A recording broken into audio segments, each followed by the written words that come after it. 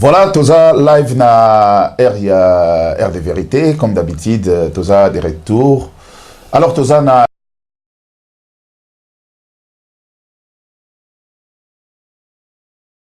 voilà, Toza live na R de vérité, comme d'habitude, Toza des retours.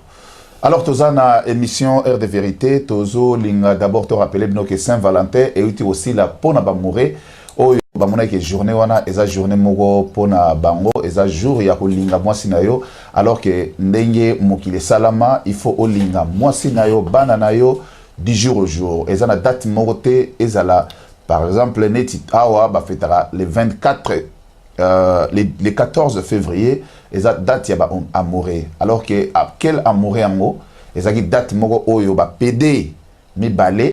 moko na bango bakangaye moko na bango zana libanda ndia komelaki moninga naye eza normalement bako célébrer date wana eza ba homosexuel mais ils n'ont pas biso mais certes bande on a biso ba congolais lokwa tolinga copie to se lancera na kati ya masolo sans pour autant to yebake est-ce que eza juste que biso ba chrétien to biso bato normal to ko fêter ngo alors que eza na ba date mususu eza historique et pas na biso to fêter ngo te o eza biso mais pourquoi to fêter date nyo surtout au mondele atia yango alors que pas na bango moko awa jour ya Saint-Valentin ba betelaki yango tolo to ba semisa yango ndebino ba congolais bolinga ba betelaki yango ndengo wana te mais après Saint-Valentin lundi nango na ba coup de fil ebele ba benga ba bi pape kanga kutu ba biso nde tozali awa kaka ndenge akendeki Saint-Valentin tamba zongaki na bengana ki mba mona ndako ba misu petan ba utika Saint-Valentin tamba ye mbala mope libala ekufi elingi koloba ke il faut olinga mwasi na yo vraiment na batanyo surtout au lieu ezana jour moko ya Saint-Valentin na comprendre peut-être bande na biso mususu Saint-Valentin ezalaka abimisi mo li solo na ye musu ba ko sa neti bolingo na bango wana peut-être bata na cadre et ambiance na bango mais soki mwasi na yo bimisaka ye chaque jour soko lingi kindaka na ye pe na botel pour à découvrir pe quelque part que ba Hilton ezalaka ole ke au vivre à Saint-Valentin ngo kaka na batu mususu ndenge oyo batela bino ba date donc boza lokwa ba mourir télécommandé donc il faut atela bino date pour bo raisonner est-ce que birthday na yo au raisonnement ndenge ozo raisonner Saint-Valentin siko ekei bino mwasi na boza ndenge monde boza na ndako bon ezaki juste message bango ba pesa ngaki na lobela ba mibali ya Saint-Valentin. Alors toza a na kati ya studio ya R de vérité Grand Sankara asalaki déplacement ko kende na Afrique du Sud mais ngai ekanga nazaki choqué kozwa coup de fil ba yebisanga ke Grand Sankara oza collabo to meka ko solana sans rival parce que azaki sur terre mais il fallait abenganga etake confrère nae pour to meka ochali solo na place. Les selon vraiment ezalaki oui merci Kanga merci Susu pona ko participer à l'émission na yo ya R de vérité parce que place yo ezalanga c'est pas non parce que tout le ba vérité la vérité là monsieur c'est blessé mon frère mais il faut que le ba vérité pour ba comprendre que non biso tozali na option oyo biso to pona il y a ko dénoncer et puis il y a ko lo ba vérité na katia combat parce que quelque part eza bien té yako sala kamakambo oyo ezali vraiment ko choqué et ko choqué mingi ba tu vas comprendre parce que quelque part na question tuninga ikanga na sala ki déplacement en Afrique du Sud parce que depuis ce cas to sala ki consultation R de vérité au conseil na CCCP pour to raisonner politiquement comment na biso e comme na face na étape moko il y a diplomatie na ba débat politique yango na zwaki initiative na baninga ki non voilà il faut tout ça la somme moko boye na Afrique du Sud compte tenu aussi il y a ba diplomatie na bilo bando sana ba ndeko na biso bakanga makiwana omoni bilo musutu lo ba ngote parce que quelque part ils ali masolo ya kati bao batinda ki bambongo babanda tinda bambongo to contribuer biso tout mais diplomatie pesa qui est important parce que tous en ba entrer na kati Afrique du Sud wana tous a pena ba contact o essayer de façon que to me capé ko beta ba porte pour bande ko na biso bazala libérer. On ne pouvait pas dire à tout le monde et au monde siko que naza coup na iso ko annoncer que bato batikala ki ba combattant batikala ki kate wana bazala déjà libéré parce que il suffit intervention rapide pour ba combattre salama na kati kuna. Donc on est avec un passage. Problème est sikoyo que non ba élection ezo ya mon frère. Biso to loba que non tozo kende Congo na participer na ba élection sans kanambe sans caméra. On est avec vision quand ça on est à débat du jour mais banano parce que ça va la ça qui ngai qui non de vous on a déjà vous avez traité comme collabokuna ngando benga qui est bosola a yebse qui base à la prida na yo parce que vous êtes très oza collabo. Parce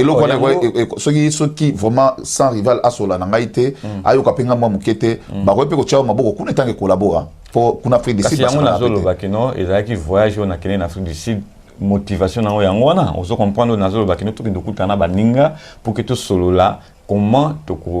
s'organiser pour na okitana Kinshasa parce que les Congo d'abord oyo bazana vision moko na biso en Angleterre il y a ba élection il y a vision politique c'est qui est important donc il ne peut kokutana bango et on est qui d'abord motivation oyo il y a mi balé mais il y a liboso ça qui peut kokutana bandeko oyo bakangama ki na prison pour na komeka ko zo social ko bima na bango yango peut essayer concrétiser donc problème on a et quand j'étais surpris parce que comme en Afrique du Sud j'ai contacté les Congo d'abord la direction sans rival na bino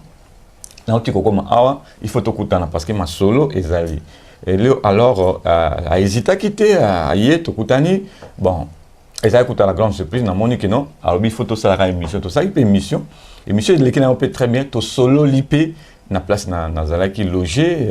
tout solo l'inae, alors en tout cas, biso les Congo d'abord, ils allaient mouvement oyo avait patriotique et puis tout ça, vraiment mouvement moko oyo tout ali, kolinga ko participer na développement à Congo, cela veut dire politiquement pour que musalo to sali awa to contribuer ba idée na biso ndenge moko na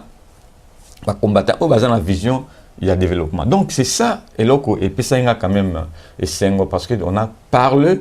il y a vision na biso ba combattant de Londres pour que to kende et puis to zala autour il y a moto oyo to koyo kana na parce que biso ndé to zo pesa pouvoir biso ndé ba combattant to sali combat à l'extérieur to yeba que 2006 ndenge to répéta toujours to zala ki derrière Bemba 2011 derrière Papa Tshisekedi mais cette fois-ci il faut to s'organiser que non sans kanambe cette fois-ci il faut biso ba combattant to luka motonini to ko négocier na yo to ko signer ba accord pour que biso to zala na kati ya système politique et c'est comme ça. Alors tout cela il a bango bazai trop rapide na ba idée bazai d'accord et tout et puis to kabwani to pesa ki rendez-vous mususu après parce qu'il fallait to les caper na matanga il y a combattant moko azaki pe na prison na bosani kombo na ye na suivi ba photo eza na YouTube na sina tiango en fait na Facebook na sina l'anciengo combattant wana moi sina akufi akufa ki na Afrique du Sud il fallait ba rapatrier bembe na écoute ce kendeki alors il fallait na koma na place wana. Et tu peux un rendez-vous dans son rival pour que tu comme la place à Matanga, na qui coup de fil à Benginga, les grands Sankara, vraiment problème est ça et indi awa tout simplement parce que ngando les crocodiles a otiko benga Sami Boyoko a bengi secrétaire na bango wana il y a Afrique du Sud na yebi kombo na été aza lancé boy et puis ba bengi sans rival qui non ngando a lobby les grands Sankara a ça collabo kaka te mais atiela qui est poison oyo alingaki abomaye doyo atiela ngando poison ouais alors ngai le grand Sankara naza président à CCCP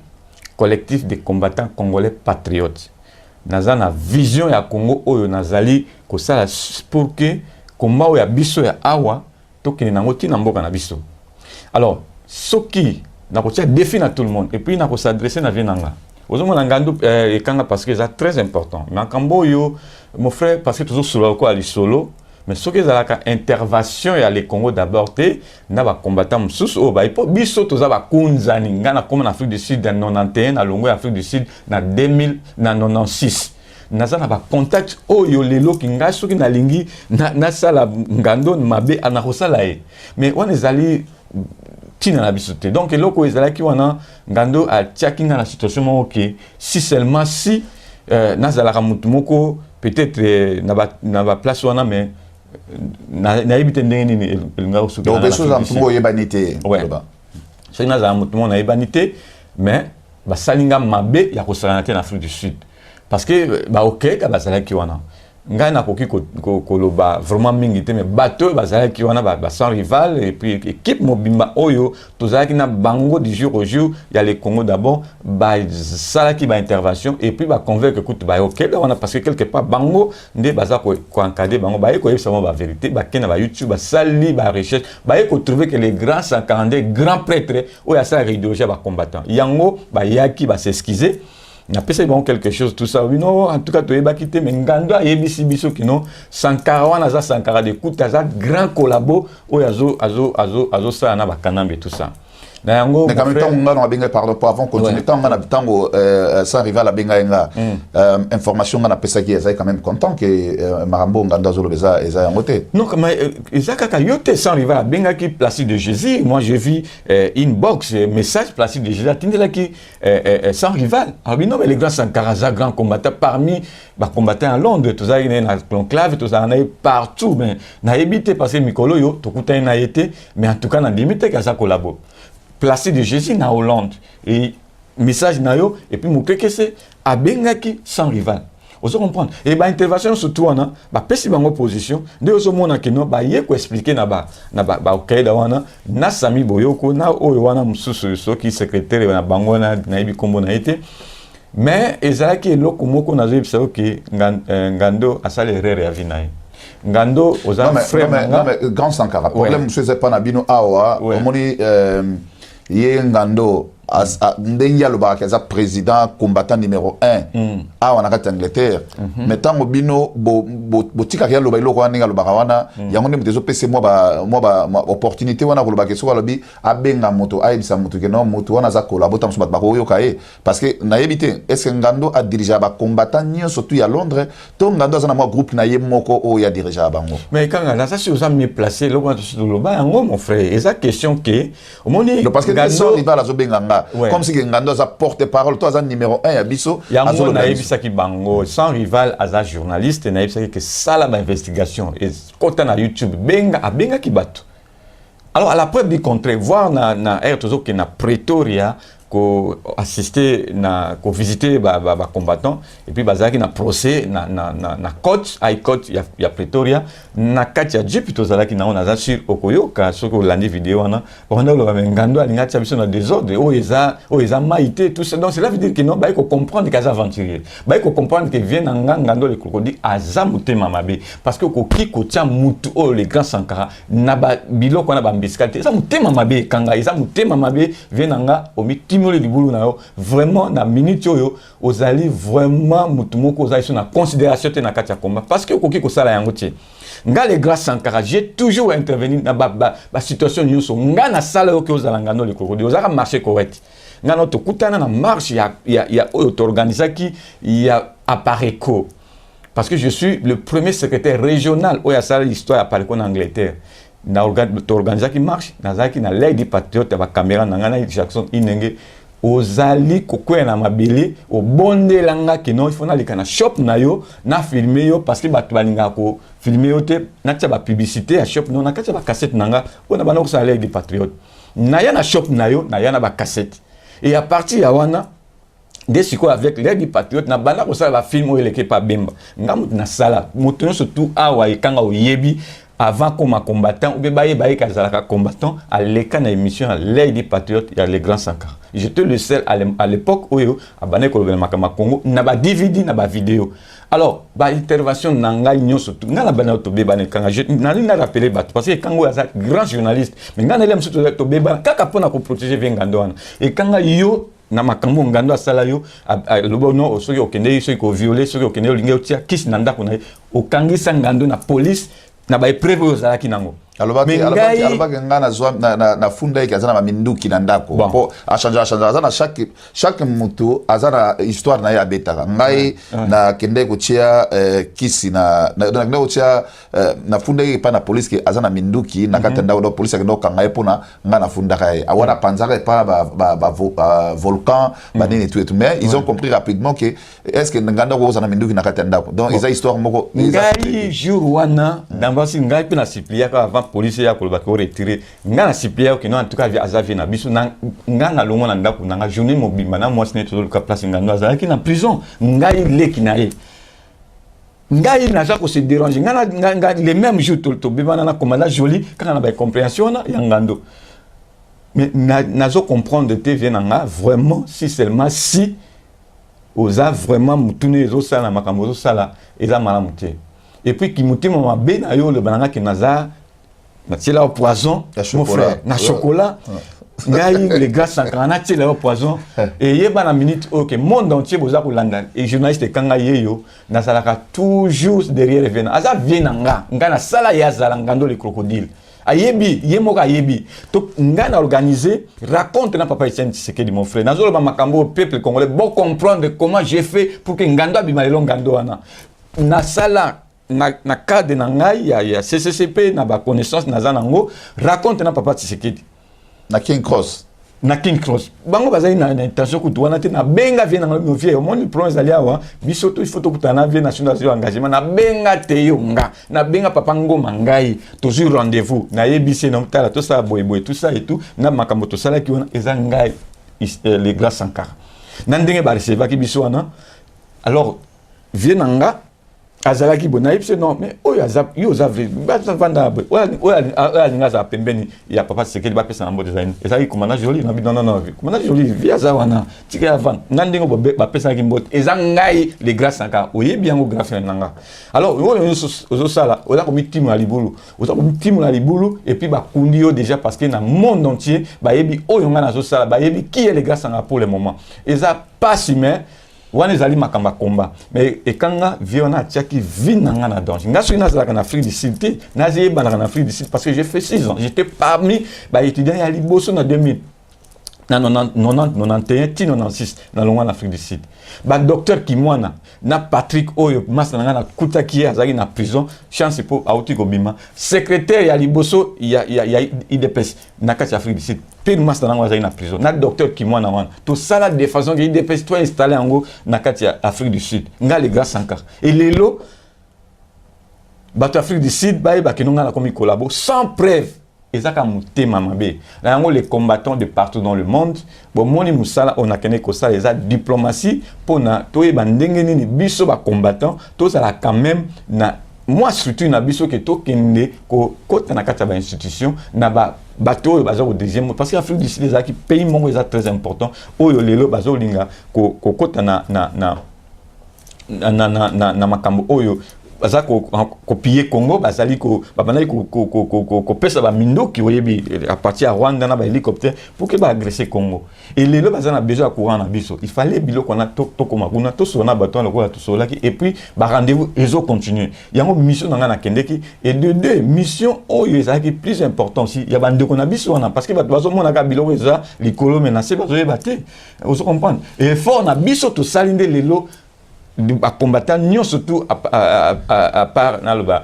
Etienne Kabila ou azaki libéré avant les 4 combattants au batikalaki basa libéré non surtout za pona musala biso ba combattant tozo sala mais lelo mutandeng on que ndoba kino il faut ba mutakaliser yé ba bete aza collabo et tout mon frère vraiment je regrette quand on a regretté mais yo za ki témoin oculaire ndenge ba benga kio yango na lingi ka koloba kino peuple congolais to koma na Congo na kimutema mabete ce que vous a capable été il y a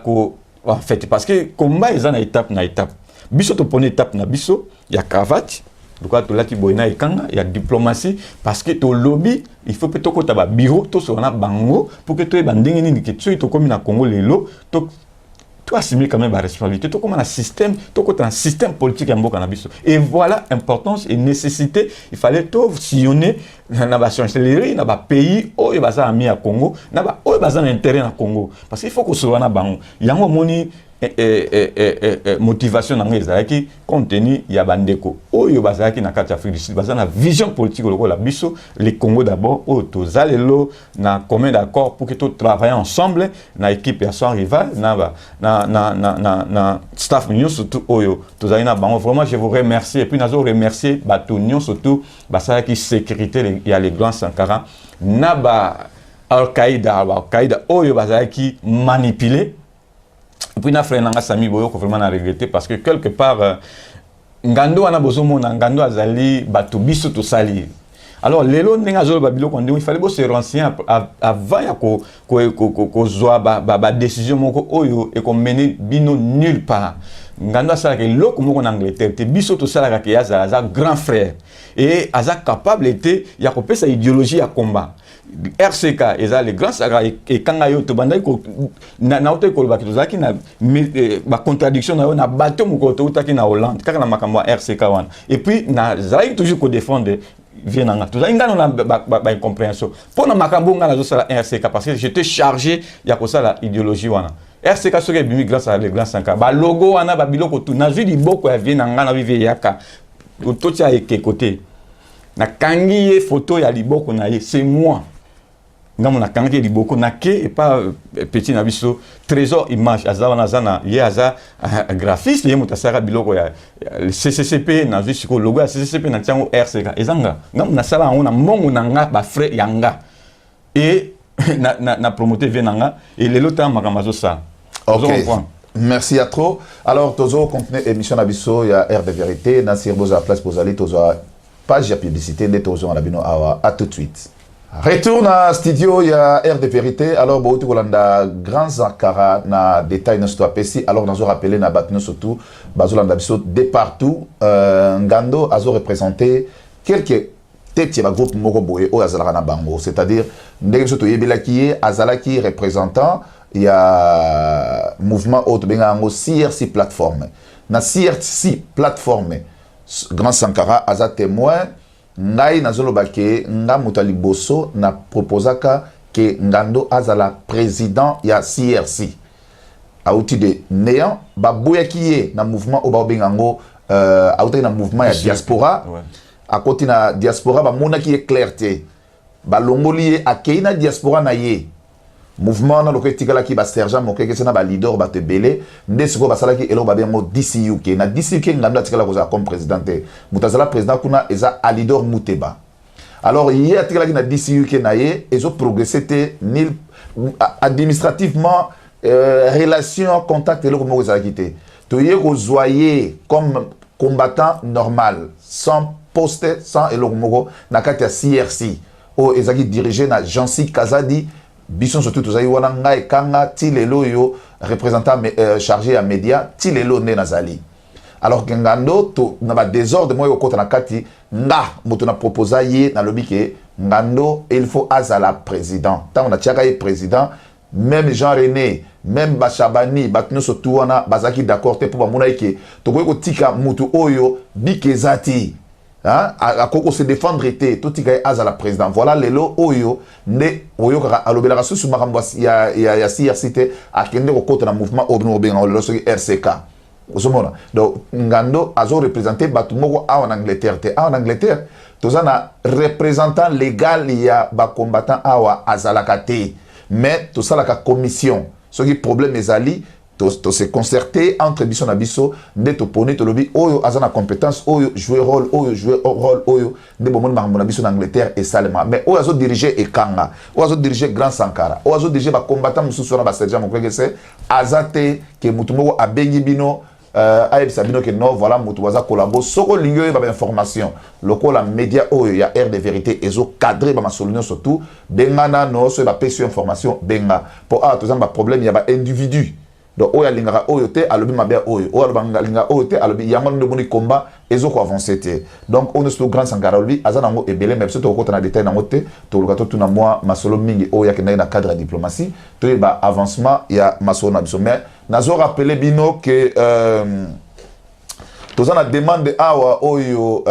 Jean René atindelaki et pas na sergent Bokrekese à ça la demande ya kokota na mouvement ya prenez nous en charge. mais ils ont rejeté na Ousmane Kalouji na Sergent Mokrege c'est baboyango pour des raisons que Jean René Azal Rola Mai ezana boîte ezo kende boye ezo zonga lobby soki makambo ngwanda sali bien akumisi ngwanda jour wana kuna so makambo ya Tshisekedi sali bien akumisi Tshisekedi, c'est-à-dire Azal Rola neti mutumo aza sans position. Alors le Rola monisiko que au conseil de la résistance ezana nzela na bango ezokende bien na plateforme basali asiga alinga infiltrer bango pour akota abebisango. Alors demande wana ezaki rejeté nazwaki lettre sergent Mokrege satindela nga emergency pour total ndenge nini asalaki demande na ye na ndenge ba rejeté ye na kati ya mouvement wana, parce que à chaque fois d'intervention na la télévision ezalaka c'est juste pour condamner. Mais Jean René pardon a parlé jamais makambo ya mouvement na évité sur la présent nani to éviter. Alors wana ezaki juste pour information bouquet na cadre ya au conseil de la résistance de Bapesibiso. Alors quand Sankara Yepsebso au parlement de diplomatie en tout cas sur Nandenge Ngando à salaki déjà accusation en epanayo parce que lelo oyo to bundi trop to comme pembeni ya victoire. Alors il fallait te proposer to yé basiko compétence ni poto bande au sala musala yo lelo tam susu ozo tia ba relation non surtout au parce que l'ingi tam susu Congo a lobby aux la parmi ba dirigeants surtout à Kata Congo mais ba mususu bazana déjà ay compétence ezate ay bila kunya au salate bangola bazara ba zigzag ba kota parce que lelo même Congo le ba pesi biso awe ba place na se retrouver té so démarche no kuna Afrique du Sud et ça vraiment des po ba to ming bazana inquiétude que aux okende Afrique du Sud mo salaki ba ocheki bango na tante ba soutenir comme bala mogo aux en Afrique du Sud. Donc problème pe ko ko la on nganda a yebisa ba to kuna to ngato surtout ka Grand Sankara tam susu ba motakalisé na kati na l'Afrique du Sud bisopeto e bagité démarche ça et au bien den. Ouais, en tout cas merci pour la question. Et quand omoni mon frère Biloko mususu ezalaka Biloko moko avant ya kolobango il faut esimba nano on comprendre parce que ce qui au lobby qui nazo kende ko ça likambo boye on sait jamais to za Afrique du Sud terrain moko eza glissant kana bazana batu kuna oyo baza ko sala musala wana ya ko boma ya ko neutraliser oye biango. Alors il fallait assez bango kuna est-ce que baza vigilant baza très vigilant parce que ba okeda baza vraiment active omoni baza na ba combattant ba otaki na Cape Town parce que tozali na matanga ya combattant omoni na kende que juste na coïncidence mo esami que no combattant mo azali na kati ya prison abimaki mwasi na ya kufaki donc bembena kende ki Congo ezalaki mardi bakindaki ebembe na Congo mardi passé donc ezalaki ba le 17 wana nde mais tozalaki na matanga omoni ba photo tozalaki na ye avant de nasser. Donc il y a qui matanga ya combattant na biso et puis na ça qui contribution nanga il y a na combattant et Angleterre na sur combattant na biso ayebi. Mais grand c'est sur lobby qui est basé vigilant pardon pour la kataote. Na la vidéo mo batindela ngai ya moi sala théâtre comme Gabriel bakanga en Afrique du Sud na ba combattant mais bazo exiger que aloba boy ba bina lobate sur politique tena lobate na c'est comme si gazaki influencé na bon azaki sur na ba combattant mususu